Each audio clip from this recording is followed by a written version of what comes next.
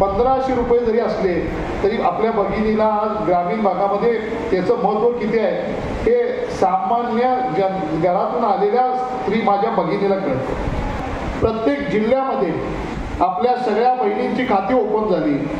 म्हणजे करवीरमधला माझ्या मतदारसंघातली गावं, पन्हाळा तालुक्यातली पश्चिम पन्हाळ्यातली गावं आणि अखंड गगनबावडा तालुका 93,000 भगिनींना आज महिन्याला 1500 रुपये खात्यावर येतात। शिंदे साहेब हे कायमपणे जनमानसात असतात, सातत्यानं त्यांच्यासमोर माणसांच्या घराण्यामध्ये असतात। रात्री 2 वाजेपर्यंत त्यांचं काम चालू असतं। स्पेशियस, लक्झुरियस, सगळं मिळेल अगदी मनासारखं।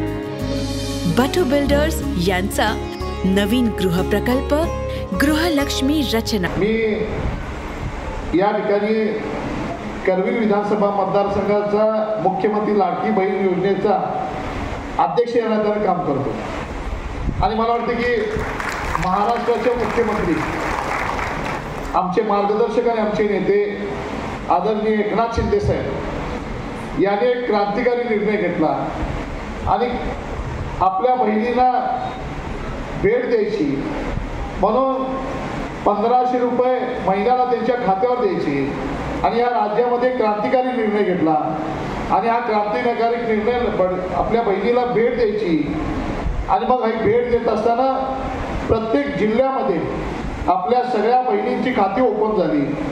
मला वाटतं की जवळजवळ माझ्या मतदारसंघामध्ये 93,000 म्हणजे करवीरमधला माझ्या मतदारसंघातली गावं, पन्हाळा तालुक्यातली पश्चिम पन्हाळ्यातली गावं आणि अखंड गगनबावडा तालुका 93,000 भगिनींना आज महिन्याला 1500 रुपये खात्यावर येतात आणि मी त्या समितीचा अध्यक्ष आहे।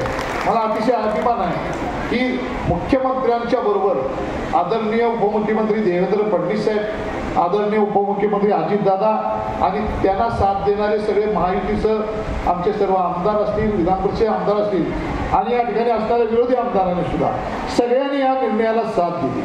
काही लोक कोर्टात गेले आणि योजना थांबवायचा प्रयत्न केला, परंतु निश्चित आहे की 1500 रुपये जरी असले तरी आपल्या भगिनीला आज ग्रामीण भागामध्ये त्याचं महत्त्व किती आहे हे सामान्य घरातून आलेल्या स्त्री माझ्या भगिनीला कळतं। काहींनी त्याची चेष्टा केली, परंतु मला वाटतं की शिंदे साहेबांनी पण सांगितलं की आज 1500 रुपये दिले, उद्या भविष्यात ती रक्कम वाढवण्याची पण शक्यता आहे। मला वाटतं शिंदे साहेब हे कर्तृत्वानं 2.5 वर्षामध्ये धडाकेबाज निर्णय घ्यायला लागले। एकनाथजी शिंदे साहेब कमी बोलतात, परंतु त्यांच्याकडे आम्ही बघतो शिंदे साहेब हे कायमपणे जनमानसात असतात, सातत्यानं त्यांच्यासमोर माणसांच्या घराण्यामध्ये असतात। रात्री 2 वाजेपर्यंत त्यांचं काम चालू असतं।